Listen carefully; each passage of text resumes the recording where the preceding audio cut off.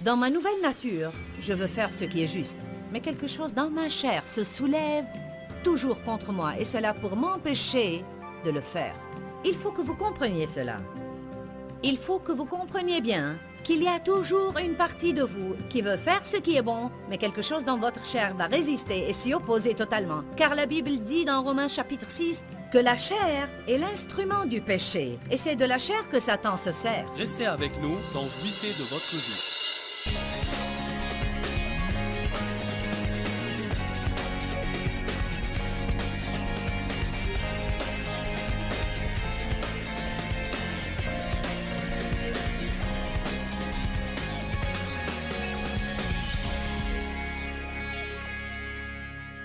Le message d'aujourd'hui est intitulé « Il n'est jamais trop tard pour changer ». Je suis très enthousiasmée pour ce sujet. Il n'est jamais trop tard pour changer. Ne vous laissez jamais abattre en disant « Il est trop tard ». Dites tous « Il n'est pas trop tard pour changer ».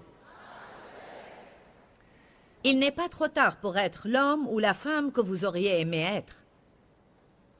Je crois que l'une des plus grandes tragédies du monde, c'est de vieillir et de regarder au passé, avec un grand regret, en pensant à toutes les choses que vous auriez aimé faire ou avoir et à la personne que vous auriez aimé être, et là vous sentir abattu comme si c'est même pas la peine d'essayer, peu m'importe s'il ne reste qu'un souffle en vous.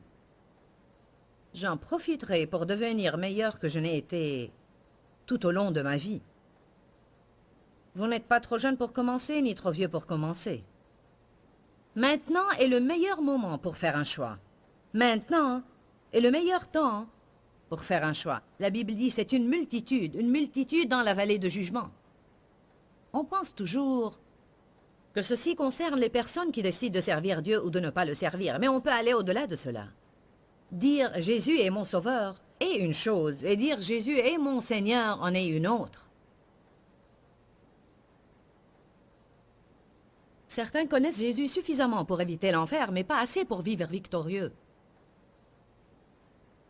Vous ne pouvez pas être désinvolte dans votre christianisme et vivre victorieux. Il y a une désinvolture qui s'insère dans les attitudes des gens en ce qui concerne les choses divines. J'espère vraiment que Dieu utilisera ma bouche pour changer cette situation, parce qu'il ne faut pas qu'on soit en tant que chrétien désinvolte envers Dieu ou bien envers tout ce qui le concerne.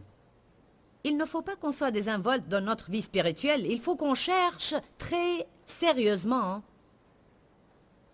à être de vrais chrétiens. Si vous voulez être le genre de chrétien que Jésus veut que vous soyez, il a dit que ça va vous coûter tout. Et non pas seulement d'aller à l'église tous les dimanches matins. Il ne s'agit pas de pointer à l'arrivée et à la sortie et puis faire tout ce qui vous plaît après. Vous ne pouvez pas limiter Dieu dans une boîte du dimanche matin. Il veut s'immiscer dans toute votre vie. Si vous voulez être des chrétiens efficaces, alors vous devez travailler à plein temps. Plusieurs d'entre vous ont pris des vacances pour assister à cette conférence. Et je vous félicite d'avoir délibérément pris des vacances pour venir et rencontrer Dieu afin que vous soyez de plus en plus la personne qu'il veut que vous soyez. Vous méritez des applaudissements ce matin. Amen. Alléluia! Combien d'entre vous ont pris des vacances pour venir aujourd'hui? Regardez cela. Des milliers de personnes ont pris des vacances pour aller à l'église. Le monde vous dirait, vous êtes fous, allez vous étendre à la plage au lieu d'être là. Il n'y a pas de mal en cela non plus, mais votre venue montre que vous êtes sérieux. Vous êtes assez sérieux pour payer le prix. Vous êtes assez sérieux pour que ça vous coûte vraiment d'être là aujourd'hui. Vous savez, vous allez réussir. Nous allons traverser la ligne d'arrivée ensemble, car moi aussi je suis sérieuse.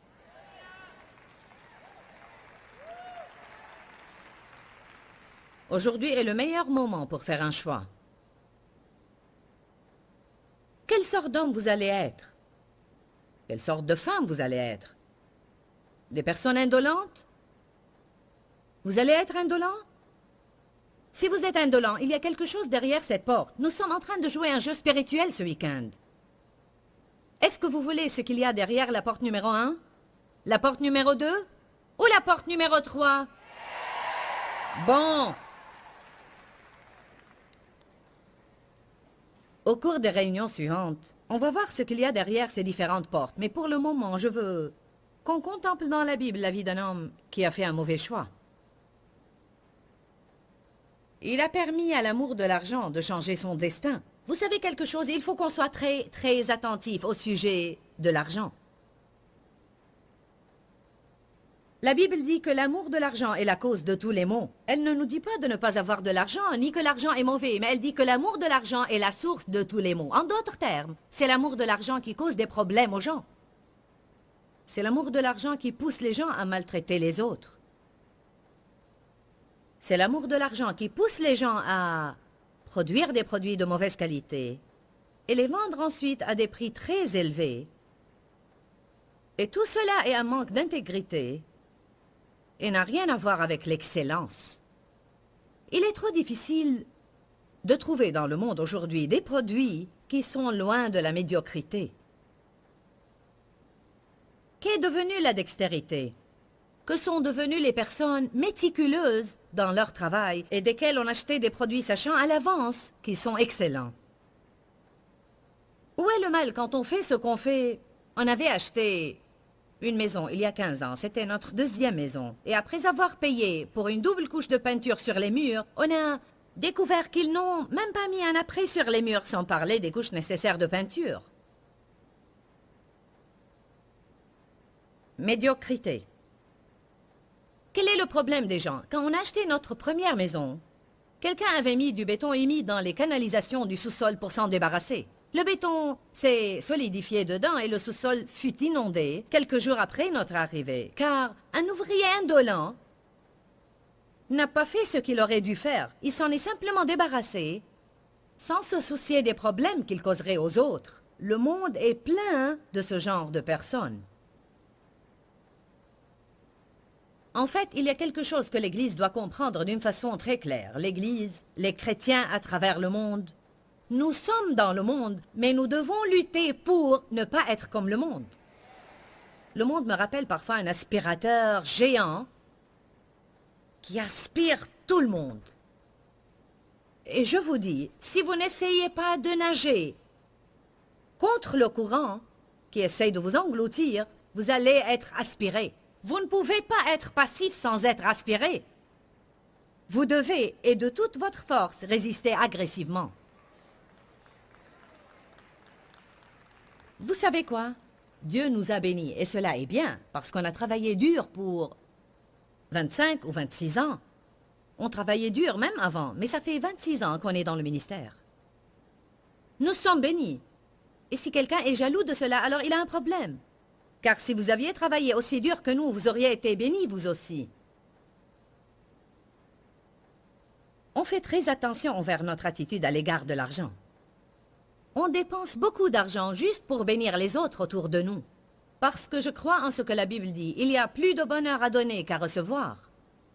Je crois en ce que la Bible dit, cherchez premièrement le royaume et la justice de Dieu, et toutes ces choses vous seront données par-dessus. Les bénédictions de Dieu vous poursuivront et vous n'aurez pas à les poursuivre.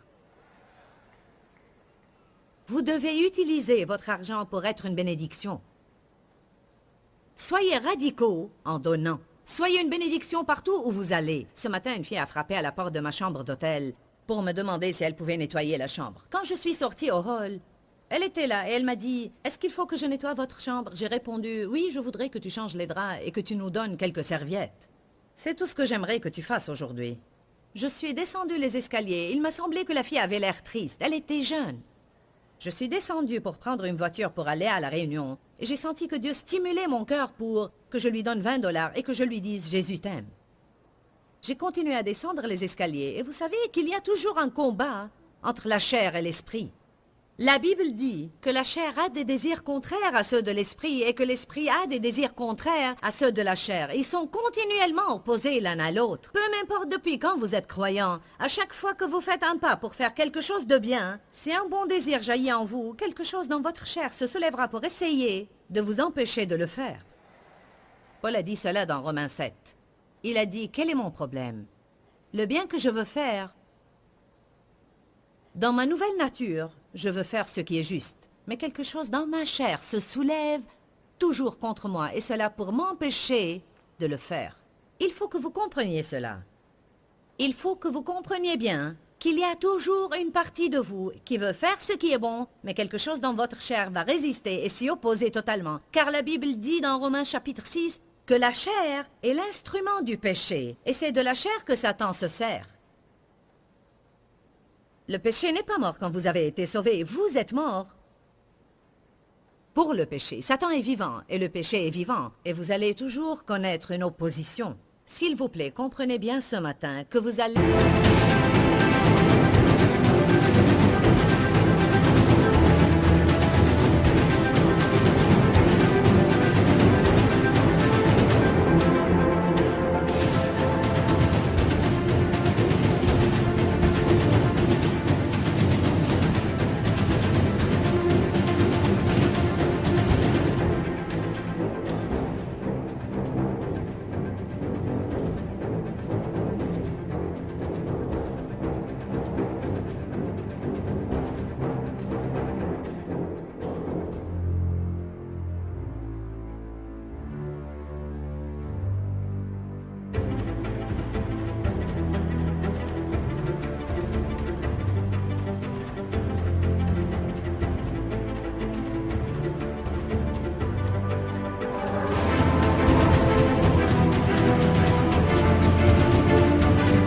Et toujours connaître une opposition.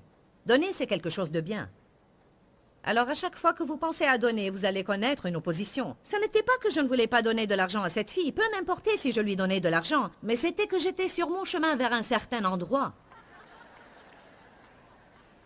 Je suis pleine de détermination. Quand je décide d'aller à un endroit, je n'aime pas changer de direction. Ensuite, vous savez, vous avez ces conversations avec vous-même. Alors, je suis sortie du parc de stationnement. Vous savez, j'ai appris à obéir au Seigneur. Je ne peux pas supporter ne pas lui obéir, car si je ne lui obéis pas, je serai misérable par la suite. Je ne voulais pas avoir ce marmonnement en moi tout le temps que j'aurais dû le faire. Est-ce que quelqu'un d'entre vous ce matin en a marre de passer son temps à penser à ce qu'il aurait dû faire en souhaitant l'avoir fait? Ou à ce qu'il souhaiterait ne pas avoir fait, ou à des choses qu'il aurait pu faire et ne les a pas faites? On a besoin de changer. Alors je lui ai envoyé l'argent avec quelqu'un à qui j'ai dit « Est-ce que tu peux donner cela à cette fille ?» et lui dire que Madame Mayer lui dit « Jésus t'aime beaucoup ». Je ne vous raconte pas cela pour que vous disiez comme elle est généreuse. J'essaie simplement de vous donner un exemple pratique sur comment vous pouvez être une personne excellente. Ne permettez jamais à l'amour de l'argent de vous captiver. Géasi a gâché son avenir à cause de l'amour de l'argent. Allons au 2e livre des Rois, chapitre 5. L'argent change les personnes. C'est pourquoi Dieu ne peut pas donner beaucoup d'argent à beaucoup de personnes parce qu'il n'a pas confiance en elles.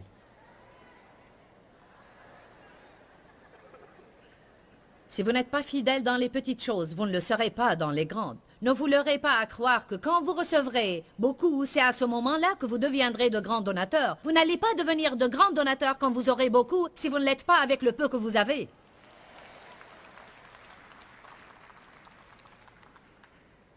Ce n'était pas mon sujet d'enseignement, mais je vais enseigner sur ce que Dieu me donne. Alors, dans 2 Rois chapitre 5, on lit que Naaman était un homme puissant et brave, mais il était lépreux. Je crois qu'il y a beaucoup de telles personnes aujourd'hui. Il y a beaucoup de personnes qui sont destinées par Dieu à être de grands hommes de Dieu, ou même de grandes femmes de Dieu. Mais malheureusement, ils sont atteints d'une sorte de lèpre. Ils ont dans leur vie quelque chose qui les ronge et ils ont besoin d'être guéris. Ils ont besoin de changer. N'oubliez pas, il n'est jamais trop tard pour changer. Je veux que tous ceux qui nous regardent à la télé comprennent cela. Je sens que je dois m'arrêter pour vous dire qu'il n'est jamais trop tard pour changer. Peu importe où vous êtes et dans quel désordre vous vivez, il n'est pas trop tard pour vous débarrasser des dettes ni pour regagner votre santé. Il n'est pas trop tard pour avoir un bon mariage ou de bonnes relations avec vos enfants. Il n'est pas trop tard pour posséder une maison. Il n'est pas trop tard.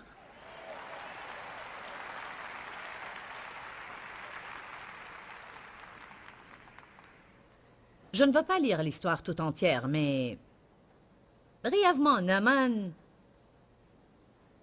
a été envoyé chez Élisée après avoir appris qu'Élisée aurait la force de le guérir. Alors, il est allé là-bas et il a sûrement été guéri. Il y a une histoire derrière cela, mais on ne va pas en parler. Puis Naaman a offert de l'argent à Élisée parce qu'il l'avait guéri. Celui-ci a répondu, « Je ne veux pas ton argent, je ne le veux pas. Je ne vais pas prendre ton argent. Ce que j'ai fait pour toi est un don du Seigneur. » Au verset 16, Élisée répondit, « Aussi vrai que l'Éternel que je sers est vivant, je n'accepterai rien. » Naaman le pressa d'accepter, mais Élisée refusa. Verset 20, « Mais Géasi, le serviteur d'Élisée, l'homme de Dieu, se dit, « Voici mon Seigneur a ménagé Naaman ce Syrien en n'acceptant pas de sa main ce qu'il avait apporté. L'Éternel est vivant, je vais courir derrière lui et obtenir quelque chose. »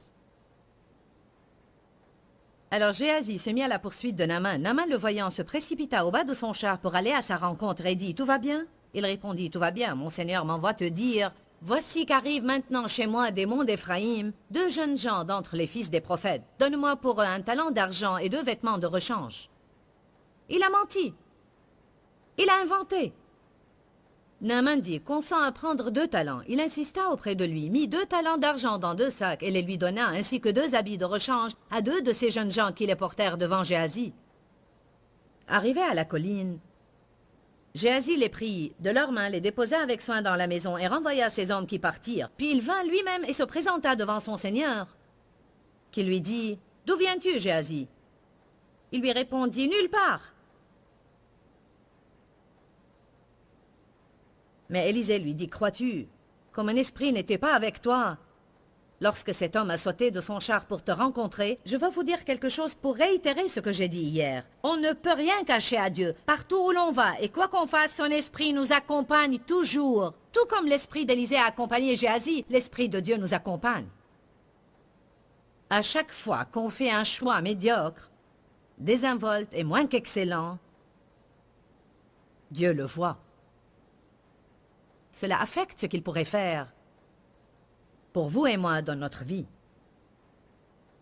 J'aime cela. Crois-tu que mon esprit n'était pas avec toi? Que dit le psaume 139, verset 7? Où pourrais-je aller loin de ton esprit? Si je monte au ciel, tu es là. Et si je descends au séjour des morts, t'y voilà. Il est partout. Cela ne vous inquiète-t-il pas parfois? Dieu est partout. Il entend tout mot. Rien n'est caché à Dieu. J'ai travaillé une fois dans un endroit où mon patron faisait des choses que je ne croyais pas justes. Alors j'ai commencé à passer de longs moments à me plaindre de lui et à le critiquer. Qui a expérimenté cela?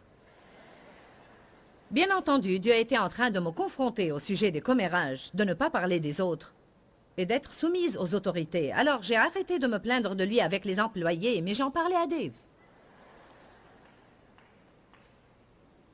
Un jour, le Seigneur m'a dit, « Tu sais, rien n'a vraiment changé. Tu es fier de toi car tu ne fais plus des commérages au travail. Mais ce sont les mots qui causent les dégâts. Je t'entends toujours, que tu sois chez toi ou au bureau. » On pense parfois que quand on est à huis clos, Dieu n'est pas présent avec nous. Si vous voulez trouver une personne vraiment spirituelle, ne la cherchez pas à l'église le dimanche matin, car on emmène avec nous à l'église nos masques d'église et on adopte à l'église les attitudes les plus saintes. Oh non! Vous devez voir les personnes quand elles se réveillent le matin et remarquer comment elles traitent leurs enfants et leurs époux. Vous devez regarder aussi leur maison et voir tout ce qu'ils cachent et tout ce qu'ils font à huis clos. Et regarder leur carte de crédit et voir depuis quand ils n'ont pas réglé leur compte. Et combien de chèques sans provision ils ont fait car ils n'ont pas été disciplinés en dépensant leur argent. Vous dites, ces choses-là ne changent rien, béni soit Dieu, j'ai tous les sermons du monde. Avez-vous compris le message? Si vous ne vous occupez pas de votre argent, comment vous occuperez-vous de l'argent de Dieu? Dieu ne nous a pas chargés, Dave et moi, de ce ministère et de tout l'argent qui nous passe entre les mains, avant que nous ayons prouvé qu'on pouvait s'occuper de notre argent. Quelqu'un a besoin d'entendre ceci. Certains prient pour avoir un grand ministère et ne prennent pas soin de ce qu'ils ont. Comment dirigeriez-vous les affaires de la maison de Dieu si vous ne disciplinez pas vos enfants?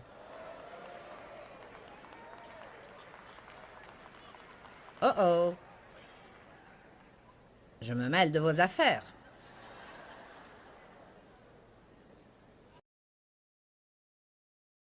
Nous faisons tous des tas et des tas de choix chaque jour. Et tous ces choix que l'on fait affectent le reste de notre vie. Nous devons choisir l'excellence. Vous n'allez pas toujours sentir l'envie d'être excellent, car pour cela, vous devez faire le mille supplémentaire. Abandonnez les voies indolentes et médiocres, et votre vie changera.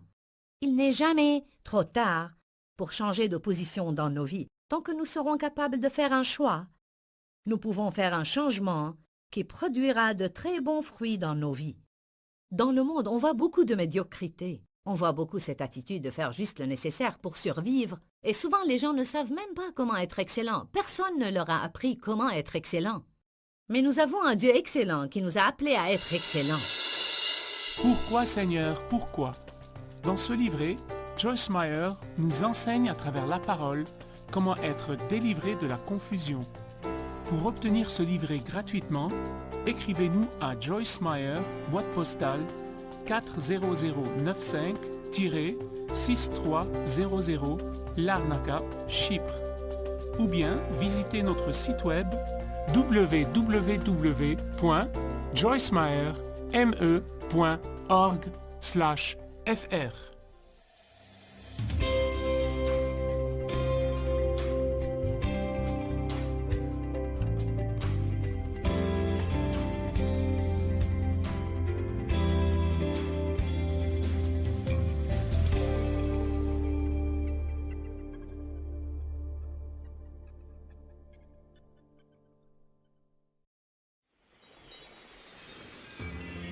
Misérable, n'essayez pas d'être ce que quelqu'un d'autre est pour prouver que vous êtes important. Soyez simplement ce que vous êtes, mais faites-le avec excellence.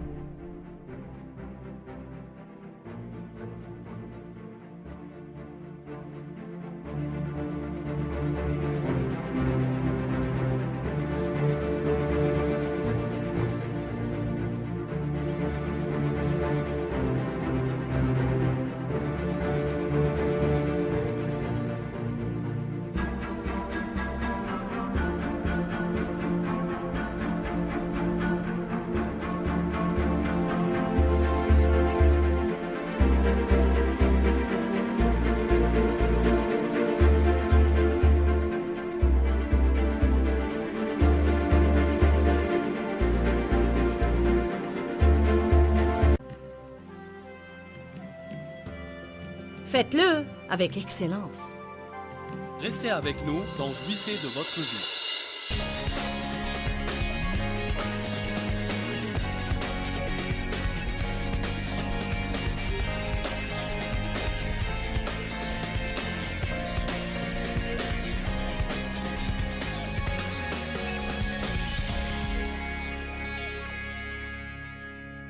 Il y a quelque chose à l'intérieur de chacun d'entre nous pour déterminer ce que nous serons. Dieu prépare à chacun d'entre nous les mêmes chances. Je crois de tout mon cœur que Dieu donne à chacun d'entre nous les mêmes chances. Les mêmes règles de base pour chacun. Les mêmes chances pour chacun de nous. Elles sont pour tous ceux qui veulent. Tous ceux qui veulent croire peuvent avoir Jésus comme sauveur. Tous ceux qui demeurent sous les principes dans la parole de Dieu peuvent vivre sous les bénédictions qui sont citées dans Deutéronome 28. Si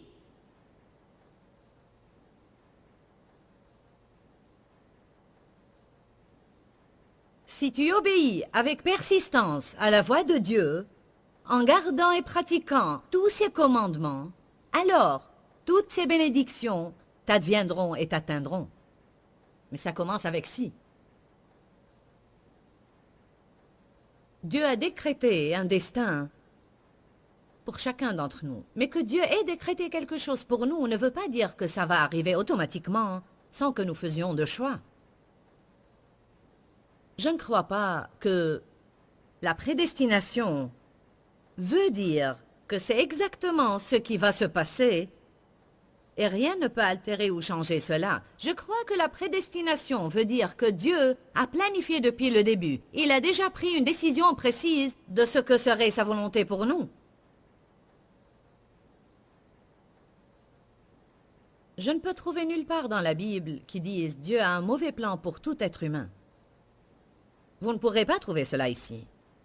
Vous ne pourrez pas trouver qu'il a un mauvais plan pour tout être humain. La Bible dit clairement que certains sont doués pour un travail cérébral et que d'autres sont doués pour ce que le monde appelle une tâche importante. Mais si vous regardiez de plus près, il n'y a pas vraiment de différence. Si j'avais ce verre ici rempli d'eau et une tasse à café remplie d'eau aussi, tant qu'ils sont tous deux remplis, ils sont heureux.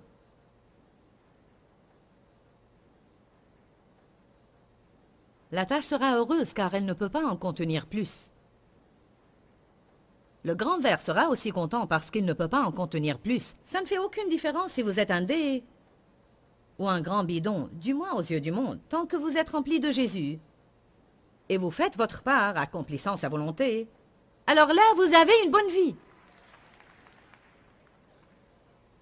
Je ne pourrais pas être heureuse faisant ce que je fais si Dieu ne m'avait pas oint pour le faire. J'ai le don de le faire, alors il m'est très facile. Si j'étais là en train d'essayer de le faire et je n'étais pas appelée à le faire, j'aurais été misérable.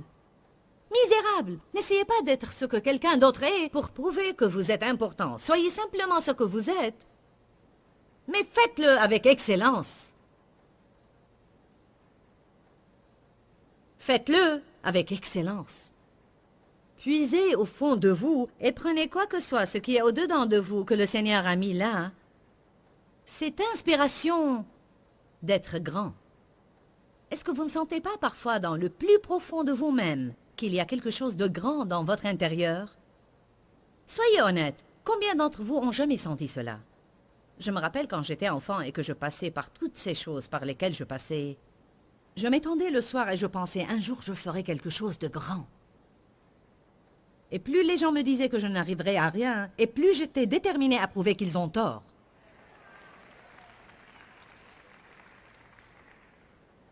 Je crois que cette petite chose qui est en nous est l'Esprit de Dieu. Il n'est pas une petite chose, mais une grande chose. Mais je crois que toute personne qui reçoit l'Esprit du Dieu vivant reçoit un désir de surmonter et de conquérir et d'être excellent. Vous ne recevez pas un esprit minable, médiocre, indolent et qui remet quand vous recevez l'Esprit de Dieu.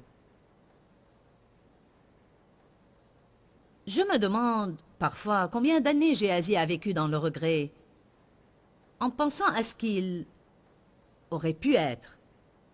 Vous dites, tu as dit qu'il n'était jamais trop tard pour changer. Est-ce qu'il aurait pu changer? Probablement s'il était retourné et s'était réellement repenti, et s'il avait demandé le pardon,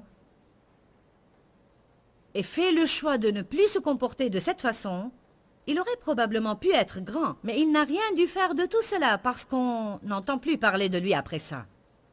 Je ne veux pas être comme ceux qui ne sont plus mentionnés et dont on perd la trace au milieu du livre.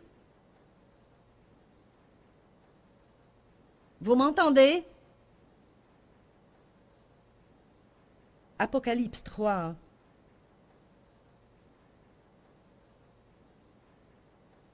Versets 15 et 16.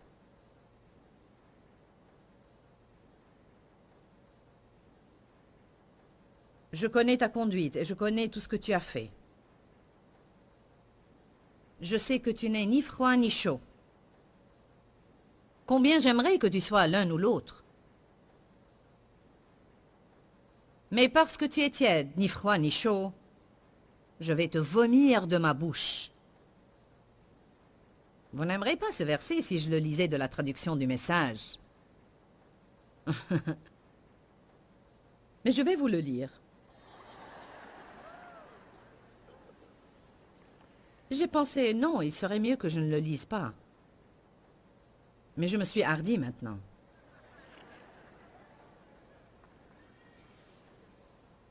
Il dit, je te connais à fond, et je ne trouve rien qui me plaise.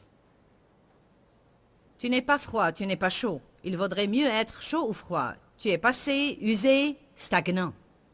Tu me donnes envie de vomir.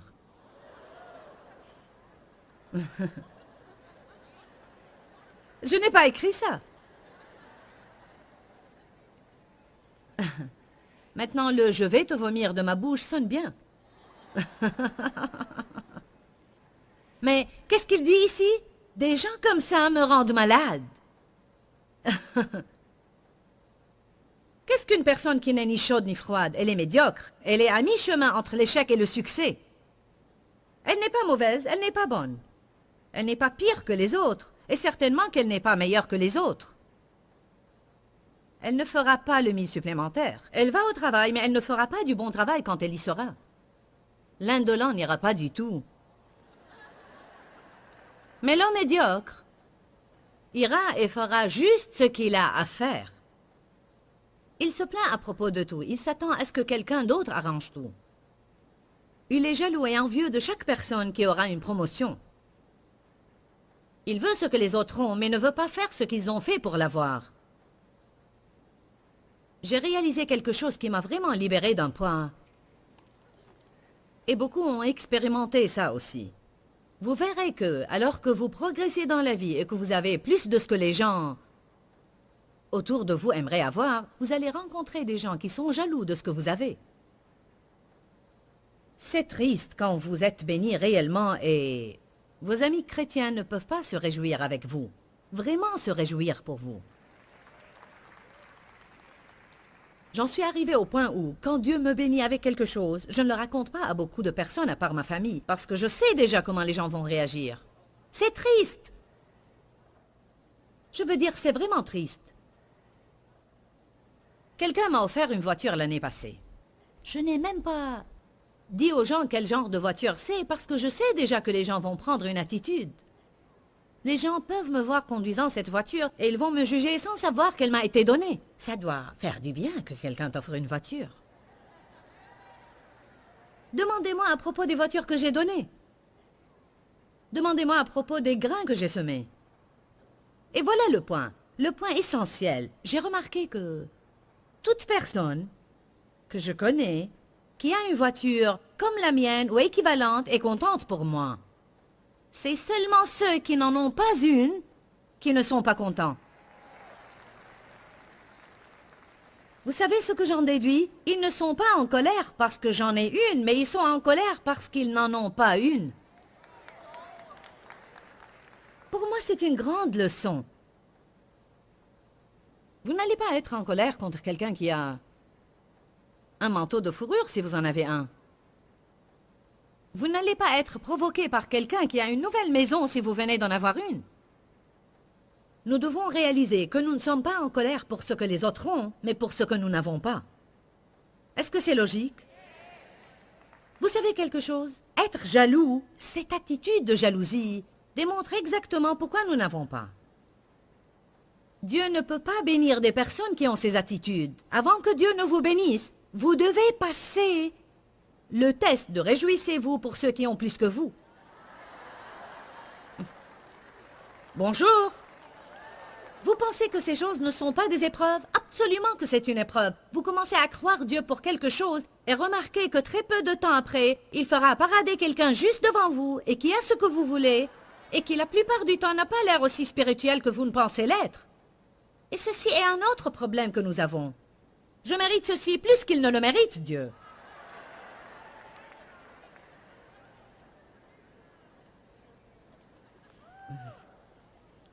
Les personnes indolentes et médiocres sont toujours jalouses et envieuses de quelqu'un d'autre. Ils ne veulent pas faire ce qu'ils ont fait pour l'avoir, mais ils sont jaloux car ils ne l'ont pas.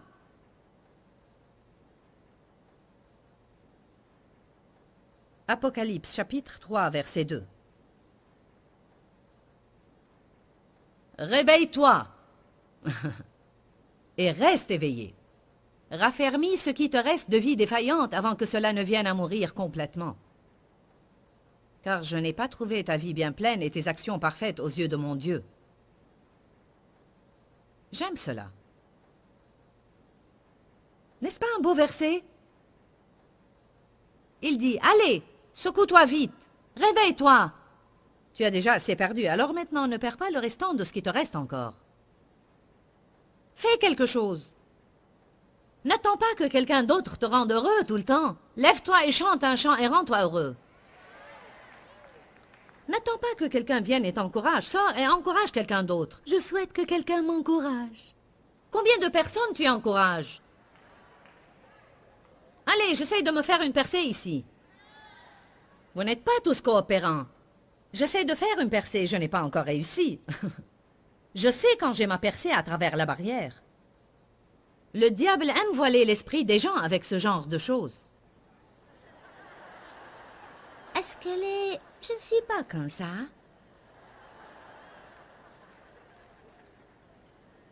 Peut-être pas tout le monde, mais... Nous avons tous nos points, n'est-ce pas? Nous n'avons pas tous quelque chose? Je peux utiliser ce principe sur certains points. Je ne sens pas vraiment que je suis une personne indolente, médiocre, mais je sais qu'il y a certains domaines dans ma vie où je suis plus disciplinée que d'autres. Il y a des domaines où j'applique plus d'excellence que dans d'autres domaines. Je veux seulement m'élever plus haut. Paul a dit à Timothée, ravive ce que Dieu a déposé en toi.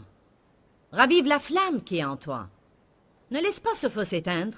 Il y aura des moments dans votre vie où vous aurez à vous secouer et à raviver votre esprit parce que vous allez vous fatiguer de faire des choses. Vous allez être fatigué d'aller à l'église et d'écouter des enseignements et de prier et prier dans le Saint-Esprit et donner et donner. Vous allez être fatigué de cela. Vous allez vouloir faire des choses de la chair.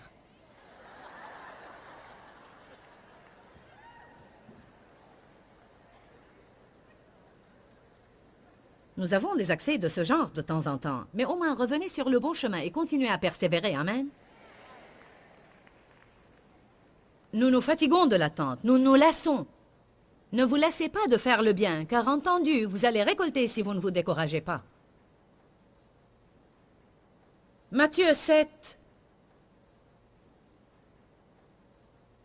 versets 13 et 14. Je vais vous les lire dans la Bible amplifiée et dans le message.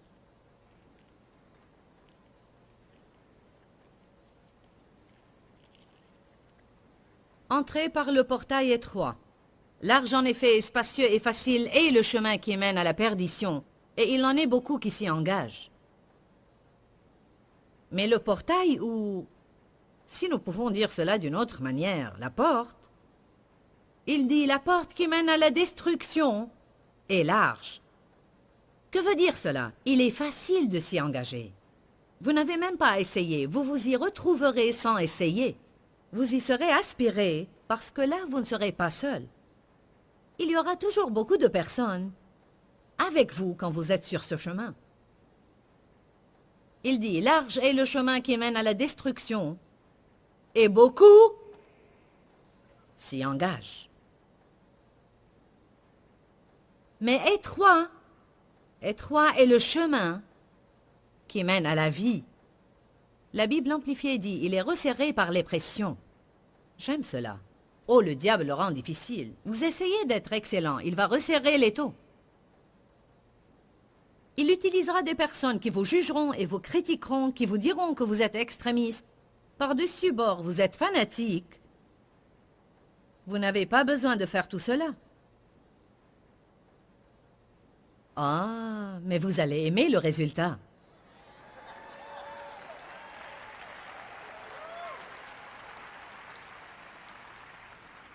Amen. La porte est étroite, resserrée par les pressions qui mènent à la voie et peu. Combien d'entre vous réalisent que la plus vaste majorité de la population vit derrière l'une de ces deux portes? Vous êtes d'accord? Il y a des gens qui ont choisi d'être excellents, mais sûrement pas autant que j'aurais aimé voir. Sûrement pas autant que je crois Dieu aurait aimé voir. Si chaque personne qui porte le titre de chrétien était réellement une personne excellente, le travail de Dieu serait terminé et Jésus serait revenu pour nous prendre. Amen. Écoutez ce que dit le message. Ne cherchez pas des raccourcis vers Dieu. Le monde est plein de recettes, de formules faciles pour une vie dans le succès qui peut être pratiquée durant vos loisirs. Ne croyez pas cela. Même si beaucoup de gens le font, Le chemin de la vie vers Dieu est vigoureux et requiert une attention totale. Je dis toujours aux gens, il n'y a pas de marchandage quand il s'agit de vivre une vie disciplinée. Il n'y a pas de raccourci vers la maturité spirituelle. Il n'y a pas de percée express. Vous pouvez prendre des raccourcis et avoir presque tout ce que vous voulez aujourd'hui, mais vous ne pouvez pas prendre un raccourci pour avoir une profondeur avec Dieu. Vous devez passer à travers. Pas de raccourci, vous devez passer à travers. J'ai parlé avec un homme qui avait eu des problèmes durant les 25 ans qu'il a vécu et il dit qu'il a réalisé qu'il ne doit pas prendre des décisions basées sur les sentiments. Il y a des gens qui ont 75 ans et n'ont pas compris ça. Matthieu 5, 41 dit, faites le 1000 supplémentaire. L'indolent, le médiocre ne fera pas le 1000 supplémentaire. Prenez Matthieu 25.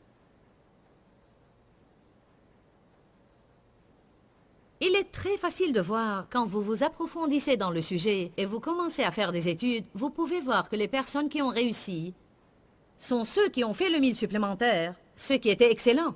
Les gens dont on a perdu la trace quelque part dans les pages, on n'en entend plus parler, sont ceux qui ont fait le mauvais choix. Dites tous choix. Alors il en sera du royaume des cieux comme de 10 vierges qui s'en allèrent munies de leurs lampes à la rencontre de l'époux. Or 5 d'entre elles étaient sottes, et 5 étaient sensées. Dites tous sottes. Dites tous sensées. C'est un choix. Nous avons à faire le choix. Combien de fois nous proférons des paroles sottes par notre bouche et cela cause des problèmes, alors que nous aurions dû dire des mots sensés. Parfois, il est sage de se taire simplement. Il y a des gens ici qui sont dans les problèmes juste car elles n'étaient pas assez sensées avec leur bouche. Vous vous êtes disputés à la maison avant de venir.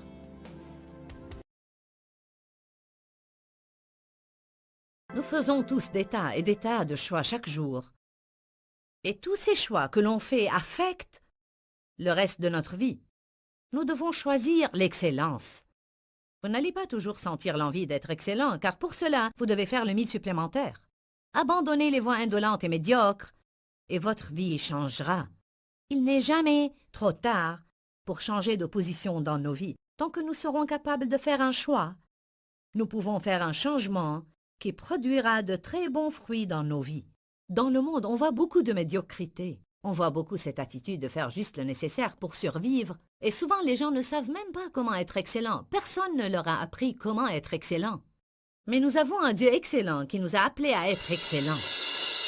Pourquoi, Seigneur, pourquoi?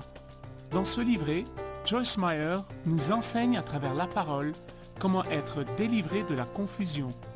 Pour obtenir ce livret gratuitement, écrivez-nous à Joyce Meyer, boîte postale 40095-6300 Larnaca, Chypre. Ou bien visitez notre site web www.joycemeyer.org/fr.